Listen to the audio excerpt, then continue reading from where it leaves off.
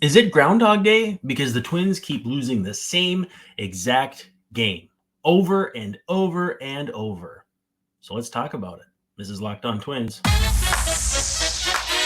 You are Locked On Twins, your daily Minnesota Twins podcast. Part of the Locked On Podcast Network, your team every day.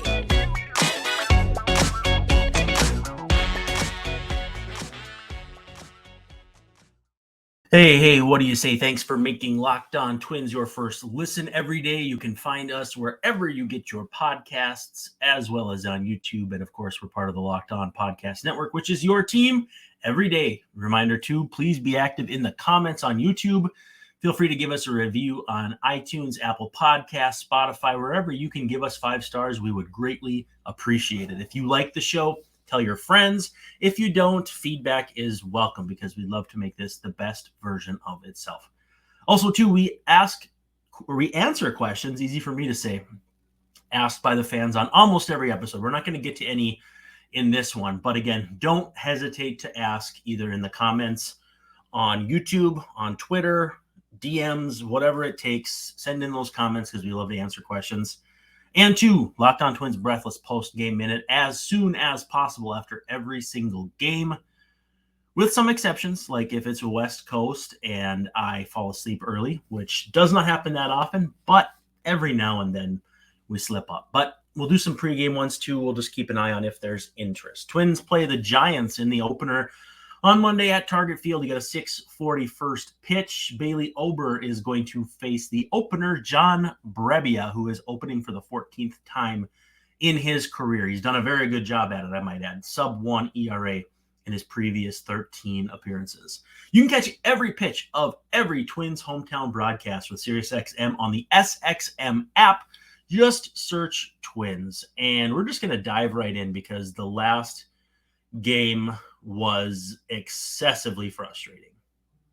I don't think I'm recreating the wheel here, reinventing the wheel. Dropping 2 of 3 to both Los Angeles teams after taking 2 of 3 from the Padres and Cubs, it leaves a weird taste. And the Twins just keep losing the same exact game. Let me paint a picture for you. So Twins lose 4-2 to the Angels on Sunday. It's getaway day. Shohei Ohtani is good. I don't know if I'd call him elite. Lots of strikeouts, but the Twins did enough to have a chance to beat him. I mean, you know what? They had 1 run and 2 hits. So the Twins got more to the bullpen than maybe otherwise I had realized. But Pablo Lopez was good, kept the Twins in the game. And then this offense, though, it continues to be a recurring problem that this offense takes an early lead or keeps the game close, but leaves no margin for error for this pitching staff, which is pitching its guts out, absolute guts out. And the Twins offense, which should be good. I mean, if you look at the personnel, this should be a pretty good offense, right? And it just over and over and over again, these failures that and a lot of them are situational. I don't necessarily like the idea of calling baseball situational because I'm not a big fan of making out for a base, that sort of thing, because I think when you invite failure into your mind as a positive outcome, that's not a good way to play baseball. Like, oh, I'm going to make an out. Think of it this way. Runner on second, nobody out. If I'm up there at the plate saying I either need to get a hit or make an out to the right side, I feel like that eliminates the left side of the field for your swing. And it makes you vulnerable. It makes you limiting your positive outcomes to making an out, which I think should never be your focus, or not hitting the ball to, let's say you're a lefty, to the opposite field. To me, that just doesn't jive. I know that it's as old as time, tenet of the game, but to me, I can't be at the plate thinking base hit or this kind of out. To me, that's counterproductive. So in those situations, though, it's the frustration stems from, and it seems like especially when the bases are loaded, it goes wild swing at the first pitch, taking one right down the middle for the second pitch. And I tweeted this. And then the third pitch is 3 inches outside and the Twins hitter gets rung up. And I don't know how much longer this can keep happening before someone absolutely flips out. And again, people want Rocco to be more fiery.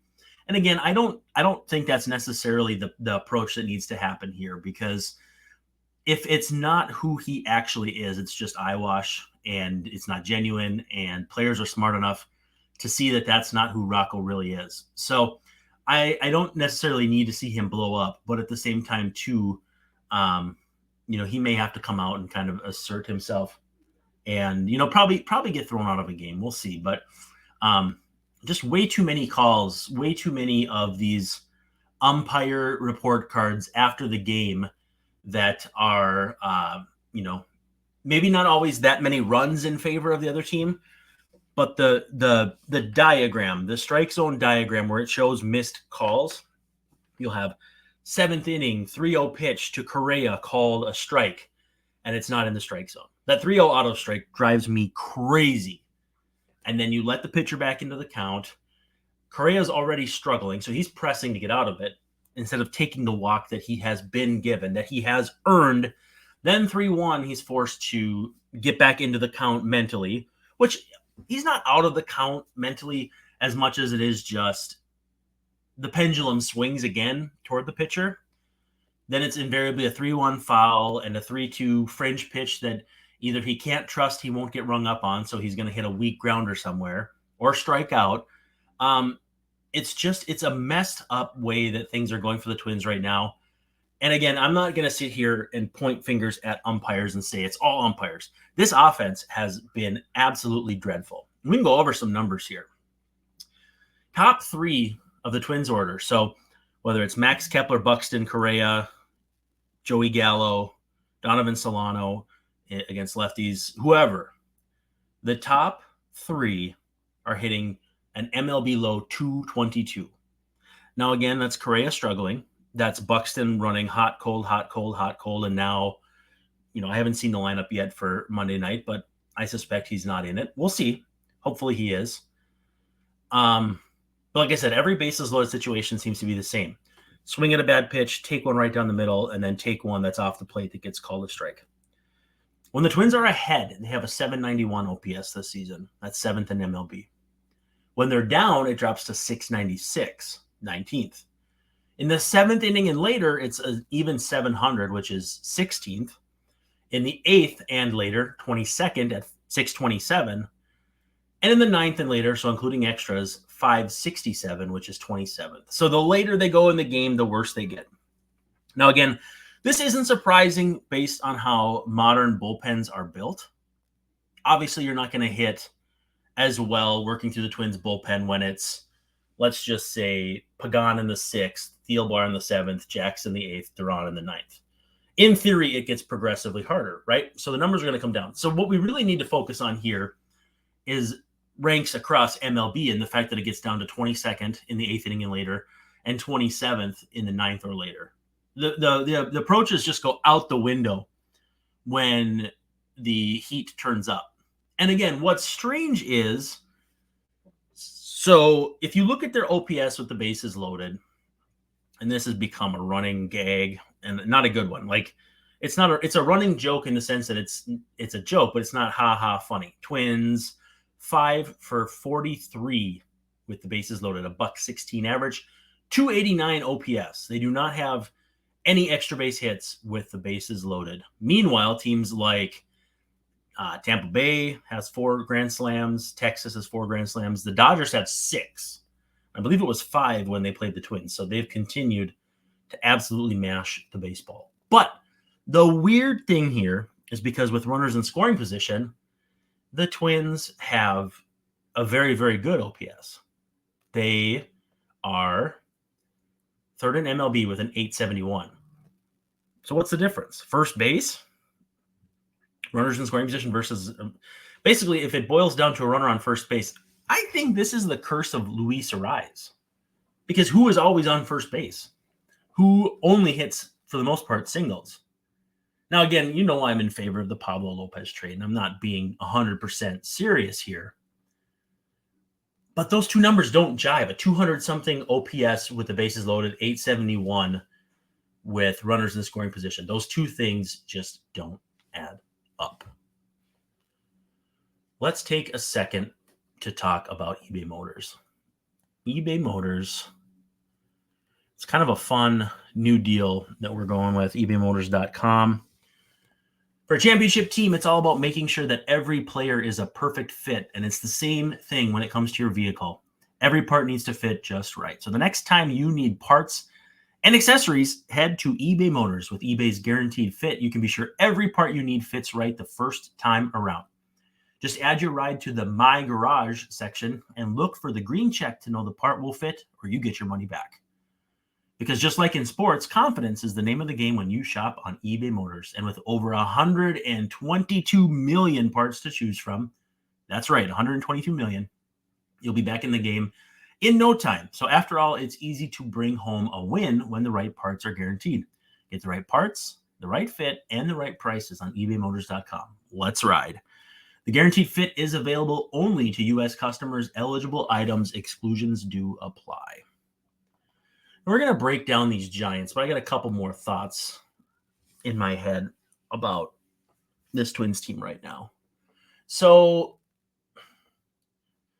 I didn't record last night as I had initially hoped because I wanted some time to kind of come down from the disappointment of Sunday's game. Again, an imminently winnable game that the Twins just flushed.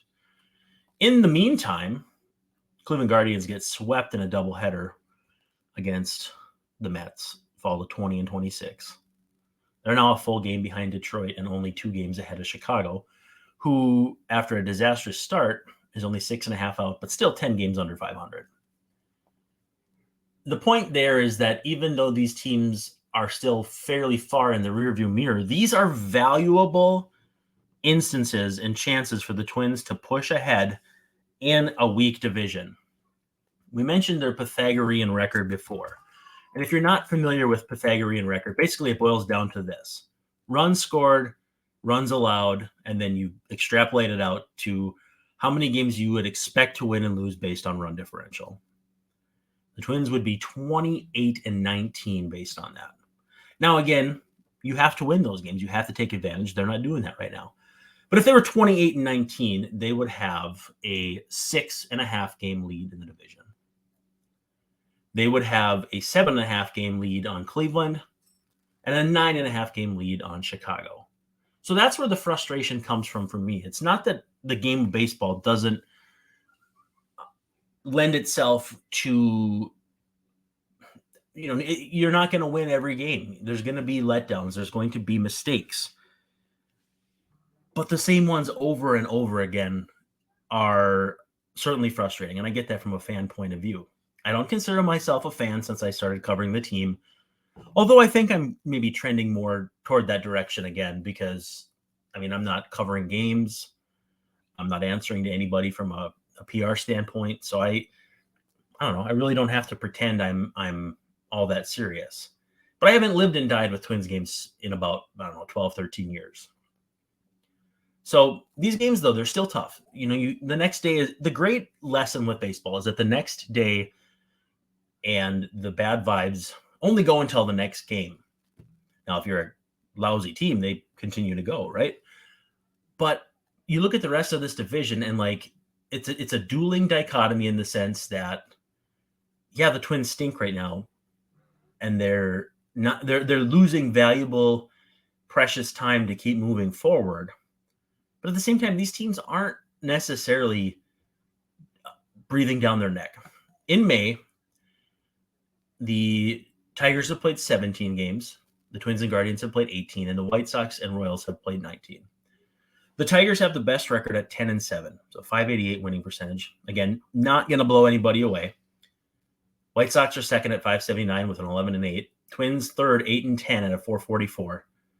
Which again, 8-10 based on the vibes around this team and how fans feel. I think it's surprisingly better than I may have expected. Also, 4-8 on the road, 4-2 at home. They're coming home for 6 games here, I believe, for the homestand before they get back out on the road. So who knows? Maybe they can bump that back over 500 for the month and chip away at another solid month. But all in all, they've dropped 2.5 games in the standings to the White Sox. They've dropped 2.5 games in the standings to the Tigers. And they've actually gained a game on the Guardians, and they've gained a game and a half on the Royals. So for as frustrating as this stretch has been, and I don't want to diminish that, they haven't allowed these teams to, by leaps and bounds, catch up. There's still plenty of hope that through the offense coming back to speed, this pitching staff continuing to do what they've done to some scale, that there's not going to be as significant of a drop-off maybe as people still think is possible beyond this 8-10 stretch in May. Also, this bad offense leaves no room for a bullpen. It's struggling a little bit right now. I mean, Griffin Jax is number one with a bullet as far as the struggles go, but Jorge Lopez has had these small moments here and there. Joan Duran, small moments here and there. And when those are your 3 big guys, that's tough. And again, too, these guys don't need us telling them that. I'm not trying to get into their minds and say, hey, quit swinging at this stuff. This is just my assessment from 30,000 feet. I see a team swinging at too many 2-0 breaking balls in the dirt. Like, what is your approach there? 3-0, 3-1 fastball in on your hands or in on your shins. What's the approach there? You know what I mean? And I think that that's just it's just the basic, simple baseball stuff that even people like me can figure out, and I don't see it being executed properly. And again, this is not me saying, hey, the hitting coach needs to be fired. These guys need to be held accountable by put down in the order. I mean, it's not unreasonable to say Carlos Correa could be moved down in the order. I'm not going to fight anybody with that tooth and nail. But again, I'm not going to also I don't have that level of hubris necessary to say, I can't believe they're not doing this. If I can see this, how can they not? It's not like that.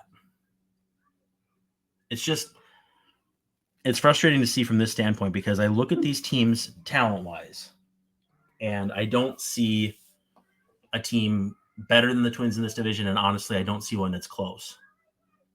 And I thought the Twins had more talent than they showed last year, too. At some point, maybe there's something I'm just missing, but I see this is a talented team. There is no reason for their top third of the order to be the worst in MLB batting average-wise. It doesn't add up to me. But anyway, we'll talk about these Giants here. Again, thanks for making Locked On Twins your first listen every day. If you're an everydayer, make sure you check back tomorrow, Tuesday, and we'll have a breakdown of Monday's game. Knock on wood, a Twins win, but we'll see what happens. You can catch that game. They're playing the Giants at Target Field on Monday. It's a 6:40 first pitch. Bailey Ober climbs the mound against the opener, John Brebbia. You can catch every pitch of the Twins' hometown broadcast with Corey and Danny with SiriusXM on the SXM app. Just search Twins. It's super easy to find.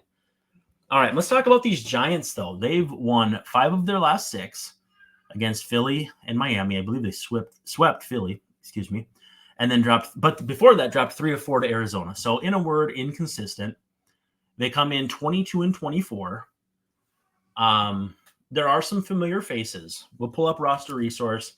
Again, we're going to keep plugging Roster Resource until maybe someday they give us a sponsorship deal or maybe a couple T-shirts or something like that. I don't even know if such a thing exists, but Twins are going to see Brebbia, and again, as the opener, Alex Cobb and Anthony Desclafani. We'll have some numbers on those guys as well. But against a righty, this is kind of what you expect to see is Lamont Wade up top, former Twin, Tyro Estrada, J.D. Davis, Michael Conforto, Mitch Haniger, Mike Yastrzemski, Casey Schmidt, a rookie who's been blazing hot for the start of his career, Blake Sable behind the plate, and then Brandon Crawford, obviously a familiar face if you've been watching baseball for a few years, at short. They'll mix and match with Wilmer Flores too. But in general, you're going to see most, if not all of these guys on a semi-regular basis. This is a team that's not really built for contending in the NL West, but I think you've been able to say that before in previous seasons where they've not only contended, but won the World Series. The overlay or the layout of this team is they don't strike anybody out. Their relievers have an immensely high ERA. They're 28th in MLB with a 5.22. Negative strikeout batting or negative strikeout differential, negative batting differential, batting average, negative hit differential. Opponents hitting 262 against them, which is among the best for opponents, worst for them. Fielding percentage is not good. They don't steal bases that much. And so they don't stop the run game either. The things they're good at, and there's not that many because they're just pretty blah. Their starting pitchers have a 3.57 ERA, which is sixth. They can pop the ball out of the ballpark. Sixth in MLB with 65 homers. And they do have 15 saves as a team, which is third. So they're winning some of the tight games. But, at the same time, I don't know that that's a big endorsement for a team 2 games under 500. We'll come back to these guys because we're going to talk about them in May, but I want to talk about Sorare first. We've been talking about Sorare for quite a while now. It's just an absolutely phenomenal game that we've partnered with. It's a revolutionary fantasy baseball game and marketplace transforming fans into owners with officially licensed digital cards featuring players from all 30 MLB teams. And with brand ambassadors like Juan Soto and Julio Rodriguez, it's hard to imagine a more exciting pair of young players than those two. And they're featured, everywhere you see the ads, everywhere you see the commercials. I believe both are featured in a commercial on television right now. But it's a little different than fantasy baseball. You get your cards, you can collect, buy, sell. You compete against others and their cards against global opponents. And the prizes are incredible. They use the word epic, and I think that really sums it up. And win or lose, it doesn't cost you anything. So you keep your cards, your digital cards, and there's no risk. The more you win, the more you advance. They play 3 and 4 game cycle, 3 and 4 day cycles twice a week. So 3 for the first cycle, 4 for the second. And at the end of the week, you get kind of ranked, and then you can win prizes based on where you finish. And it's a lot of fun stuff. You get scarce cards, game tickets, merchandise, jerseys, and VIP experiences like meeting major league players. So again, very cool stuff. All you have to do, though, is head to sorare.com/lockedon. That's spelled so rare, just like it sounds, SORARE.com to draft your team of free player cards, set your lineup, and start competing today to win epic rewards. Again, that's sorare.com/lockedon. You can start playing today. We're going to come down the home stretch here. I do have one thing I want to talk about that we'll get to after we finish breaking down the Giants. Hopefully the Twins break down the Giants with some stellar play in this series. But in May, the guys that have been hot that you're going to want the Twins to watch out for. Casey Schmidt has only played 12 big league games, but a 979 OPS. Blake Sabol behind the plate has been pretty good with an 847. And then Lamont Wade Jr. has been walking nonstop. He's the perfect fixture atop the order. He's been playing first base, which strikes me as a little odd, but they're fairly strong in the outfield when Mitch Haniger is healthy. So it's not earth-shattering. Brandon Belt leaving is big shoes to fill, but since he was hurt so often, is it really? But Lamont has commanded the strike zone. He's popped a few homers. And in May is hitting 278 with a 418 on base and a 407 slugging. So that rarely seen on base higher than slugging. JD Davis has been pretty good. Michael Conforto kind of seems to be finding his swing. Guys to watch out for. Thairo Estrada has been very, very solid at getting on base for them this year. Lots of hits. I think he's one of only, I think it was 5 or 6 instances that a Giants hitter had at least 50 hits in the first 44 games of the season. So he's a pest up there at the top of the order. Not a lot of star power on this team. Pitching staff wise, the Twins are, like we said, going to see Alex Cobb and Anthony DeSclafani. Missing out on Logan Webb kind of seems like a pretty good deal here. Webb has made 4 starts in May with a 1.30 ERA. So he's been absolutely nasty. Recipient of a new contract extension right around the time Pablo Lopez signed. But with that said, Cobb has been nasty, 17 2/3 innings this month with a 1.02 ERA. Desclafani in 25 1/3 as a 3.55. So it's not as though the Twins are getting a break necessarily. Actually, you know what? Up-to-date lineup, which is Buxton in there at DH. You know what? We're back. We move. So that's good to see. And Alex Kirilloff. The order is going to be Julian, Correa, Kirilloff, Buxton, Farmer, Castro, Solano, Taylor, Vasquez, with big tall man Bailey Ober climbing the bump. So good to see Byron Buxton back. My initial inclination was that he wouldn't be playing, but onward and upward. Now, with that said, too, some of the bullpen guys out there, Camilo Doval has been awesome. He's 11 appearances this month, 9 saves. He's allowed 1 earned run with 16 strikeouts in 10 2/3 innings. So he's been absolutely phenomenal. Jacob Junis has a .186 ERA. Tyler Rogers, 1.00 ERA, just 1 earned in 9 innings. Now, with that said, Taylor Rogers has been better of late. Only 5 innings pitched this month. He is not having a very good season, though.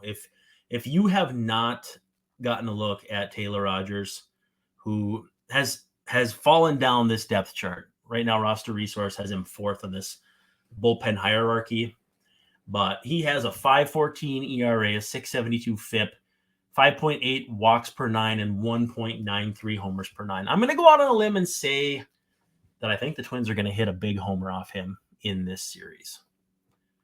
All right.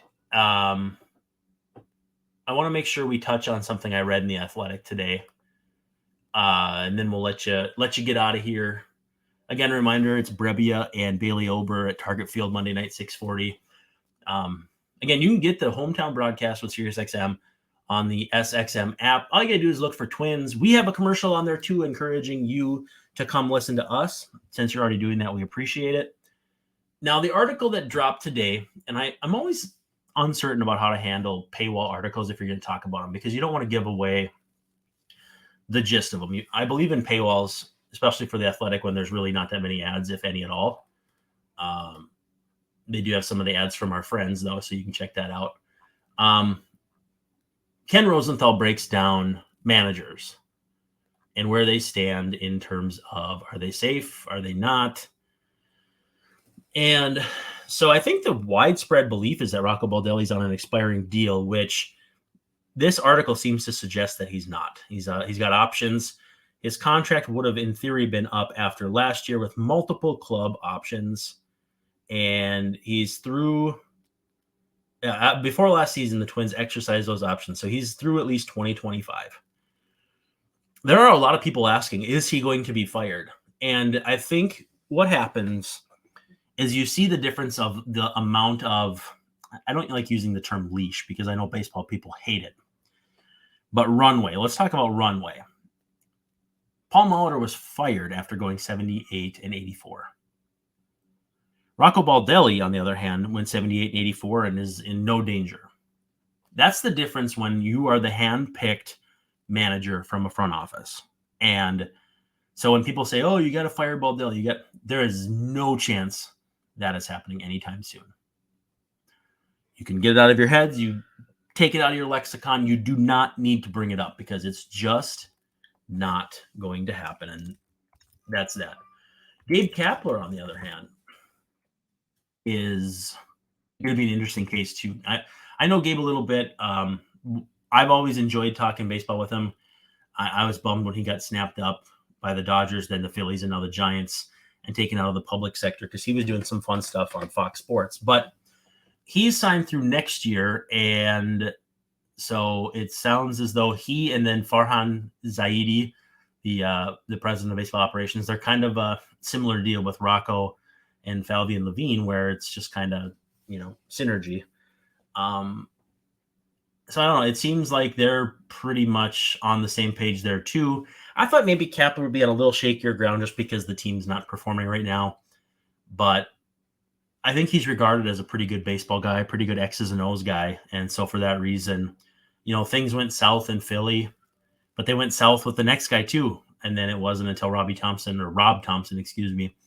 took over when things really took footing. So sometimes it's just a bad fit. Sometimes the team just needs a new voice. And I don't think that's the case with either of these teams. But again, forget about Rocco getting fired because it's not going to happen. All right, we'll come back. Hopefully we'll talk. We'll either do it after tonight's game tonight or sometime tomorrow. But again, if you're an everydayer, we appreciate you more than you could even know. You can come hang out with us in the comments on YouTube. You can leave us a 5-star review on iTunes. It bumps us up those charts. You know how important those charts are to show where you rank and for all that fun stuff. So that's a wrap, though. Thanks for hanging out with us. We will catch you on the flip side. You can follow at Locked On Twins at Brandon_Warne.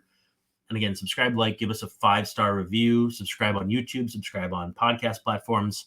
If you like the show, tell your friends. If you do not, please let me know. I want to make it the very best version it can be. But with that said, this is Brandon Warne signing off, saying thank you so much, and we'll see you tomorrow.